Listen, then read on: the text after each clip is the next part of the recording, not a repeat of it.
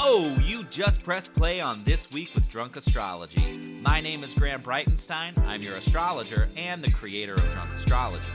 If you're looking for someone to make astrology make sense to you and for you, well, my friend, you have come to the right place. Here on this podcast, we discuss the weekly cosmic weather. And when we break it down, we break it down. I believe that astrology can be used as a tool to inform your daily decisions and enhance your day-to-day life. So if you're ready to have a hell of a lot of fun with astrology, make some strategic decisions, and to just keep it real, well, that journey starts right now. I'm a Barbie girl. Wait. Let's take this new school. Lately, I've been moving close to the edge, still be looking my best. I stay on the beat, you can count on me, I ain't missing no steps. 'Cause every romance shakes it and bends, don't give a damn. When the night's here, I don't do tears, baby, no chance. I could dance, I could dance, I could dance. Watch me dance, dance the night away. My heart could be burning, but you won't see it on my face. Watch me dance, dance the night away. I'll still keep the party running, not one hair out of place. When my heart breaks, they'll never see it, they'll never see it. When my world shakes, I feel alive, I feel alive. I don't play safe, don't you know about me? I could dance, I could dance, I could dance. Watch me. It's a Barbie weekend. Happy podcast for the week of July 24th through the 30th, 2023. Astro lovers, we are rocking and rolling in a Barbie world, in a real world, and all the worlds with all the cosmic activity that has been whooshing its way to us over these last couple of weeks. Let's just do a friendly little review. Last week we had a Cancer new moon. We had the nodes of fate changing into Aries and Libra, setting a 1.5-year trend for global consciousness. And of course, macro, so micro. So we feel that shift as well. We had the Sun with Neptune. We had Mars opposition to Saturn. We have Venus stationing retrograde. We have Leo season beginning. We had Chiron stationing retrograde. That was just last week alone. And if you're catching this on Sunday the 23rd, today's the day that Chiron stations retrograde. And like we talked about last week, this is turning your wounds to wisdom. This is looking yourself in the mirror and saying, bitch, I love you. I love you. This is hugging yourself. This is also addressing your shit, addressing your fear, addressing what's holding you back from aligning yourself to your soul's path, your soul's journey. It's deep. Yes, indeed. And talking about going back, Venus retrograde, we're in this doozy for the next 40 days. So we've got some hiccups with Venus this week because she's setting a trend too of going back. Venus and Leo, what we want to create. Where do our passions lie? Maybe some former relationships jumping back into focus, whether they show up physically or they're just in your mind, they're in your dreams. This is all very much a expose from all things Venusian. So you got to think love, relationships, creativity, art, aesthetics, beauty. These are all the themes. Desire, money, hello. So some of you, some positives of this is that, some former modes of income, ways to make money can show themselves during a Venus retrograde. Especially if you're in like the freelance side of things, you're an entrepreneur, you could see a return of clients. You could see some kind of retrograde back into an opportunity. So there's that too. But relationships are in focus, and looking at what you want, what your needs are, what your desires are, where they're being met, where they're not being met. That's a big theme, and we're figuring it out. One of the aspects that is kicking up this week with Venus is the second quincunx to Neptune. You all know when I say quincunx, that's frustration. Neptune is foggy. There's a lack of clarity there. So if you go back a couple of weeks to, it was July 15th, on or around there, you can go 13, 14, 15, 16, 17. Give yourself a nice little 13 to 17 day window. 13 through the 17th, a little 4-day window. Kind of see what was the first kick up. Where were you looking for clarity? Where were you a little foggy? Where were you trying to feel like, wait a minute? And I told you back then, it might and probably won't make sense fully yet. But that's okay. You've got to give yourself this retrograde cycle to let this work out, to let this get fleshed out and fully to a state where you can fully understand the dynamic in the relationship, the financial agreement, the whatever's at stake. If you go back to the 13th through the 17th and kind of go, okay, this is what I was working on. This is what I was contemplating. This is where I was like, I am so lost right now. What is actually going on? That's really the theme of this Venus retrograde. What is actually going on? Where I feel a lack of clarity, can we get clear, please? Can we define this? Likely not going to be defined this week either. It's the next step. It's the next evolution of this story. But we're not there yet. Remember, retrogrades bring a 3-part story. We've had chapter 1 with the pre-retrograde, and now that we're in it, we're in the meat of the story, so now we're going to address it again. And then when she stations direct in September, then we will likely have a better idea, a more solidified version of whatever you're working on. Okay? Now, this week, we have a more quiet week than we have had.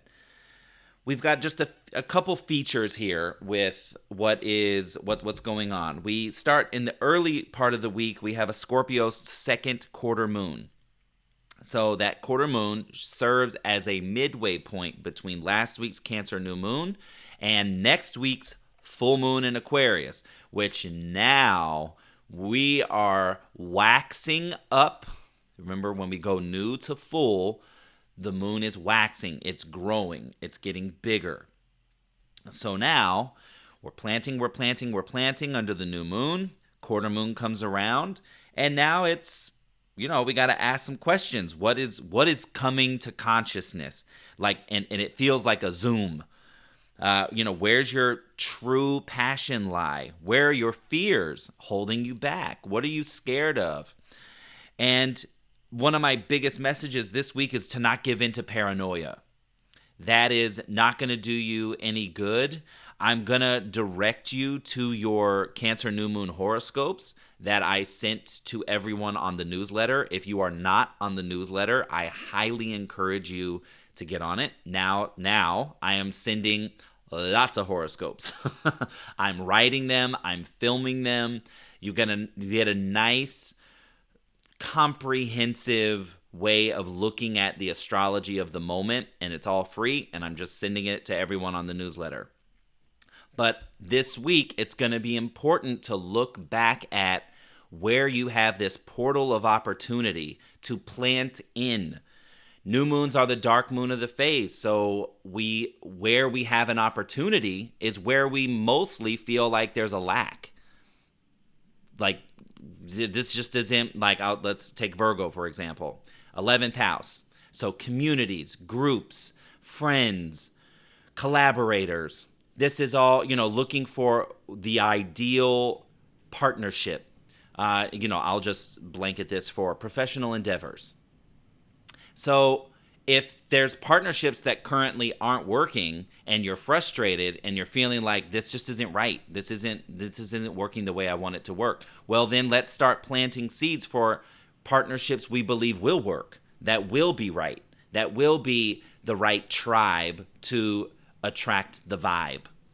Okay, so you plant in, and you likely have whispers of ideas. When new moons come around, we've already pushed out from the full moon before it, and now it's okay, you've got clear. There's clarity that comes with a full moon. It's a turning point.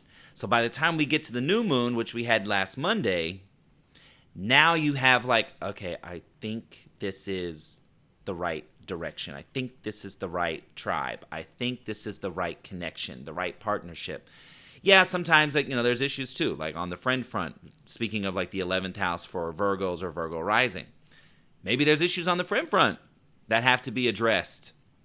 Or if you just kind of had it and it's a long time coming, new moon might be when you're starting to invest in other friendships, where you're kind of looking around and going, you know what?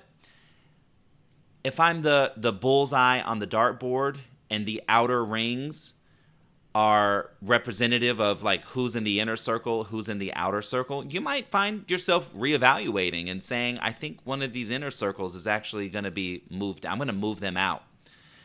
And then I'm going to pull someone that was from the outer circle. I'm going to pull them in. I'm going to pull them closer. I'm going to invest more because I feel like this might be a more aligned relationship with where I'm at right now.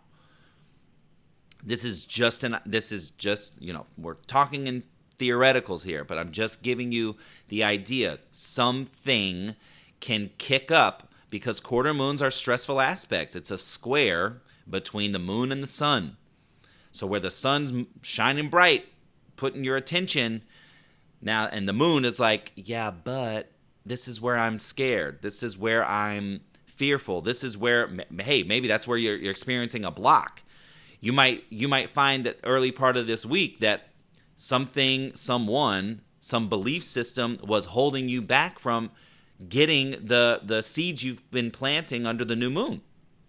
So it's Scorpio energy. It's deep. It could come from the depths. It could feel like something buried in the swamp is coming to the surface. Acknowledge it. Talk to it, and just say. And look at it from this filter of whatever comes to, whatever fear, whatever block, whatever comes to focus in the first part of the week, Monday, Tuesday, Wednesday, look at it as, how is this affecting what I'm manifesting for myself? Okay? We're going to take it from that route. And then the other major things happening this week, we have Mercury leaving Leo. He's leaving the party. And he's entering Virgo, the second sign that he absolutely loves to be in. Mercury in Virgo takes our thoughts to health and wellness, takes our thoughts to work. It takes it to getting organized, totally tidying up, cleaning up your junk drawer, going through the closet and starting to trim up. This is back to school vibe, back to work vibe with Mercury. So even though the sun's in party hard Leo, there is now this okay, yes, I feel you, sun in Leo. I am going to be adventurous, spontaneous. I'm going to wear my heart on my sleeve. I'm going to let me and my artistic endeavors or my passionate pursuits, I'm going to lead with that. I'm going to show that. Mercury in Virgo says, and now I'm going to put a plan behind it. So you really, with the shift on Friday, when Mercury shifts into Virgo, you've got a couple weeks there where you really, you're probably going to be busy. Things are going to pick up. Tasks are going to pick up.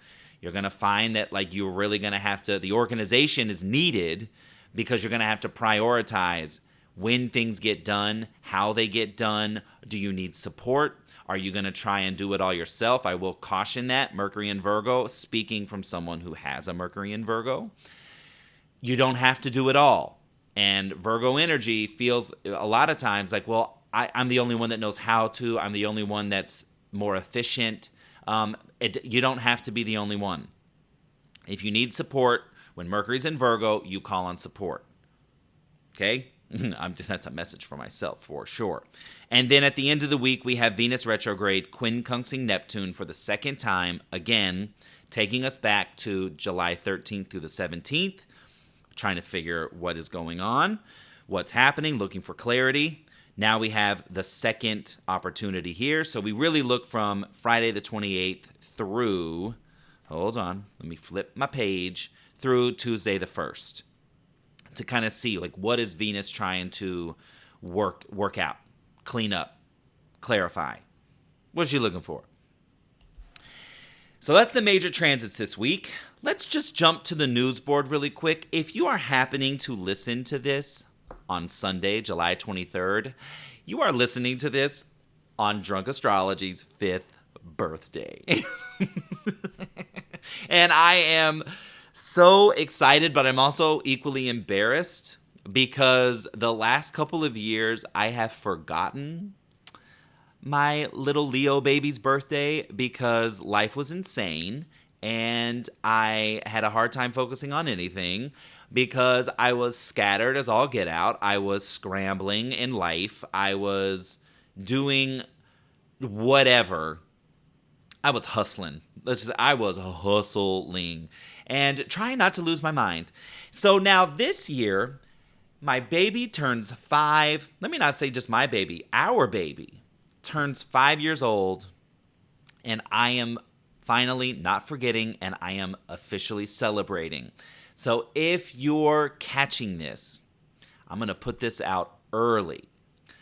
If you're catching this early Sunday, and you are around at 1:11 p.m. Pacific, so adjust for your time zones, I am hosting an Instagram Live to celebrate Drunk Astrology's 5th birthday. I have surprises. I have gifts for everyone that comes. I sent a custom birthday bitch brunch cocktail recipe. I sent it out on Friday, this past Friday, to everyone so you can get your ingredients. If for some reason you're not on the newsletter, I'm telling you, you see why you want to get these things? But yes, there is a birthday bitch brunch cocktail. And we're going to do a birthday brunch all together on Instagram Live at 1:11 p.m. And we're going to celebrate. And I have some fun announcements that I think you're really going to want to hear. I know some of you who have been getting on me, especially over the last year or two. I know some of you are going to be like, thank you, finally. So I just want to share that with you. But then also newsboard item, the books for one-on-one readings have been closed again until fall. I want to just extend the hugest, most tremendous thank you to all of you, and especially all the new people I met. Had a lot of recurring clients come back, but I also met some new friends. You're officially in the client book.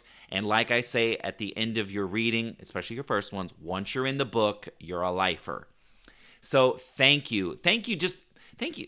I feel like I just want to say it all the time, but like, thank you to those of you who booked your readings. Thank you to those of you who listen to this podcast, who support me, who support what I do with Drunk Astrology. It's been 5 years in the making. One of the things I'm going to do during the party is really talk about the genesis, why I started this, how I started it, and where it's at right now and where we're going. And I could not be more grateful than I am just over these last couple of months with the pool party, with the messages, with you all rocking and rolling with me as I restructure this business. Because yours truly started this, as an amateur with no business experience. So I'm learning, and I've been learning as I went, and I'm going to talk about all the different milestone moments at the party. So I'm filled with gratitude when I think about this moment, this milestone, and this turning point. Solar return for Drunk Astrology is just like, it's official. And we're only getting bigger. We're only getting brighter. We're only getting more helpful. We're only getting more bringing all the great vibes and good energy and working with your chart as a way to just make life better, more soul aligned with your path and purpose. Just all of it. Astrology as a life hack, baby. And speaking of that, before we move on to the moons and the rest of this week, a daily dose of stars, the numbers are going up. So I just want everyone listening for $10 a month to just work smarter, not harder. And that's what a daily dose is really meant for.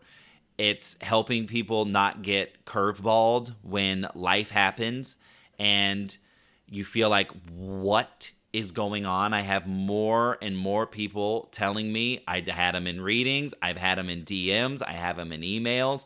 Like, thank God I listened to your daily dose because I was traveling and everything went to hell with my travel plans. My plane was this, delayed this, canceled this, but I wasn't surprised by any of it. I remained flexible, didn't like shatter my day, and I was able to just move on and go, okay, well, now I have an opportunity for what? And you told me what the opportunity was in a daily dose.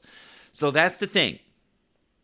Daily Dose is designed so that you can work smarter, not harder, just when it comes to life, period. Okay? So all the like newsletter, Daily Dose, just website, everything. Actually, if you want to go look at your Cancer New Moon horoscope, all of this information is in the show notes. So if you scroll down on the episode that you're on right now, you're going to see all the links to everything. So I encourage you to take advantage of that because it's all really easy. You know, I'm a Virgo. I designed this stuff to be user-friendly, consumer-friendly, client-friendly, all things friendly. And if it's not, I have great people that tell me, like, hey, by the way, this doesn't work. That's not cool. That's not, whatever. That's what this community is all about, which I love. Let's get out of the news board. Let's shift to the daily moons so we get an idea of like what we're going to be feeling and working through this week. From a thematic standpoint, of course, we get more granular with the moon and her aspects in a daily dose. But that's what the moon really represents. That's why I go through the moons. If you're a Cancer rising, if you have any planets, especially your personal planets in the sign of Cancer, those energies are answering to the moon, and the moon changes signs every 2.5 days. So this is really designed not only to just let everyone know this is what we are, because the moon is our daily flow. It's our daily energy. It's what we're going to be working through. It's from a thematic standpoint. But if you've got strong Cancer energy in your chart, you really want to pay attention to the moon and the signs that she's in, because whether it's your sun, your rising, moon, Mercury, Mars, Venus, if it's one of those, that energy, like Venus, love, partnership, relationship, connection, Mars, energy, action, drive, fighting, Mercury, how you communicate, moon, safety and security, your emotions, sun, your life force, the essence of who you are. It's answering to this planet that shifts every 2.5 days. So it's very advantageous for everyone to know, but especially if you've got strong Cancer in your chart. As we start the week, we've got the moon in Libra on Monday and Tuesday. Partnerships, relationships, compromise, negotiation, all a theme there. Then it switches over into Scorpio for the rest of Tuesday, Wednesday, and Thursday. Now we have the Scorpio quarter moon. We'll discuss that. That's on Tuesday. We'll discuss that once we get through the daily moons. On Thursday, the moon switches from Scorpio to Sagittarius. Now, with Scorpio, we're still in the relationship realm, but we're having to look at the deep-rooted relationship. So that could be your marriage. That could be also, we're talking about financial investments, emotional investments, sex, death, and taxes, kind of like the blanket there for Scorpio energy. On the second half of Thursday, we've got Sagittarius moon. So now we're in play mode. Moon loves being in Sag. It's a Jupiter-ruled sign. Moon and Jupiter play well together because now Sag is about adventure, travel. That's a good blanket. Education, too. So we've got Sag moon, rest of Thursday, Friday, Saturday. for the most part. Great days to just like get out and play. Then Saturday, the moon switches into Capricorn, where it's for the rest of the week through the beginning of next week on Monday. Capricorn moon is about productivity. It's about leadership. It can, on a bad day, run isolating and a little sad, a little depressing, because it's working hard, but it's not really, it's like where Sag is like out and about and into the world, Cap moons are like, well, I need to do this, and I got to get this done, and, I have a lot of obligations, etc. So we start with Libra, we end with Capricorn. So we really do this big relationship, connections, all of that from Monday through Thursday. Then Thursday, Friday, most of Saturday, we're in play mode. And then late Saturday, Sunday, into Monday, we are in go-get-'em work mode. Planetary-wise, Scorpio's second quarter moon is at 3:07 p.m. Pacific on Tuesday the 25th. It's at 2 degrees, 43 minutes of Scorpio. So take a look at your chart. Find Scorpio, what planets, what houses are ruled by Scorpio. And then take a look and see if any of your planets are at or around 2 degrees. So we're looking like 0 to 4 degrees. Nice little tight. I like it. I like to keep it tight. So 0 to 4 degrees, this quarter moon is talking to those Scorpio planets, those Scorpio houses, and anything at or around 0 to 4 degrees. If you don't have your chart, and you can go to, you can go to drunkastro.com through the show notes. There's a link right there. Go to the weekly podcast homepage, and I have a chart there for you, a chart calculator that you can use, and you can pull your chart so that you can use that as a tool every single week when we do this podcast. On Wednesday, we have Mercury in the sign of Leo, quincunx Neptune at 9 p.m. Pacific. So Mercury is in Leo. I want what I want. Quincunx Neptune in Pisces, but what is it? I don't know. What I desire, what I'm passionate about, doesn't really seem like I'm not really clear. Like, do you like this? Do you not? Do you want this? Do you not?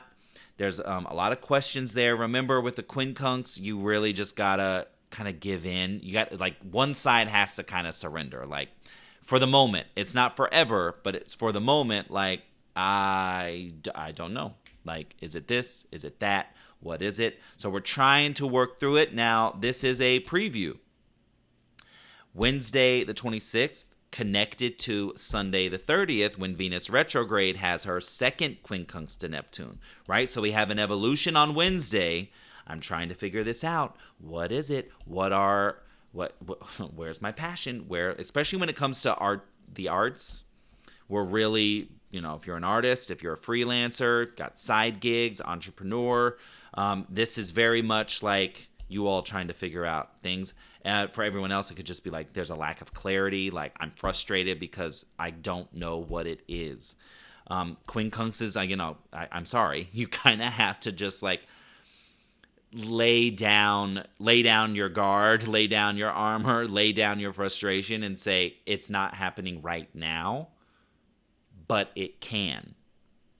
Okay, you might just have to be patient, and you have to be imaginative. You got to be more creative. But this is gonna be connected to Wednesday is connected to Sunday the 30th. Okay, so whatever you're trying to work through on Wednesday, on Sunday there's another step. So be patient, and remember, this is what Venus is doing this whole retrograde.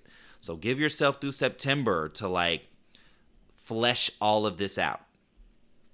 On Thursday, we have a lovely Mercury-Venus retrograde conjunction. They are meeting up, same degree, same sign. This is a day, Thursday the 27th, get back in touch with somebody. Follow up, especially if it's related to the arts. Follow up, reconnect.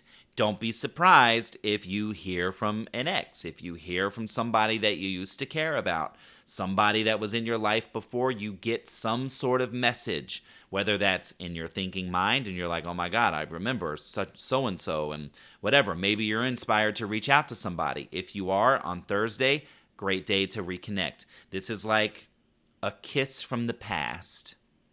Okay? On Friday, Mercury enters Virgo at 2:31 p.m. Again, Taskmaster is in the building. Get organized. Get practical. Prioritize some self-care. Mercury and Virgo, prioritize self-care. We also have a Sun-Saturn quincunx, I'm so sorry, at 10:38 p.m. on Friday. Sun and Saturn in this funky quincunx, like what the boss says, what the boss wants, or whatever some VIP partner is got going on, they're probably going to annoy the ish out of you, and it's probably going to frustrate the ish out of you. You're going to have to, the Sun in Leo's going to want to kick, scream, holler, and whatever else, but I encourage you to just look at what is Saturn saying, Saturn in Pisces. Where can you find a creative solution? If it's not right now, then you kind of have to decide, what's the best way that I can get through this right now? What's the best possible outcome? What's the best possible next step? Saturn is trying to build something. It might not be what you're trying to build. It might not align. Likely with a quincunx, it's not aligning. But you're going to have to decide where duty, responsibility, and accountability are in, and where it's yours and where it's not yours. On Saturday, I'll cover that in a daily dose because there's some things I want to talk about there. And then Sunday, the 30th, that's where we have that Venus retrograde quincunx Neptune at 9:25 a.m., second time, looking to clarify. And that's it. That's the news for the week. I hope you have a great week. I hope, oh my gosh, if you're listening to this on Sunday and it's in time, please join me on the Instagram Live. The birthday brunch party is going to be so much fun. We're going to have delicious birthday bitch brunch cocktails. And you're going to want to know the special announcements. At least I think you are. Have a wonderful week. Also, if you're not checking out Barbie, you should check out the Barbie movie. I hear it's really, really good. Have a great week. I'll see you next week. Next year. Cool. All right. Big love. Bye. This is Graham Breitenstein, and you've been listening to This Week with Drunk Astrology. If you want to follow Drunk Astrology, head to Instagram, Facebook, Twitter, and hit that follow button. And if you want to learn how to put astrology in motion for you, head to drunkastro.com and get on the insider list. If you haven't already, subscribe, rate, and review this podcast on Apple, Spotify, and Google platforms. Tune in next week for yet another opportunity to work in sync with the stars. Thanks for listening, and I'll see you soon.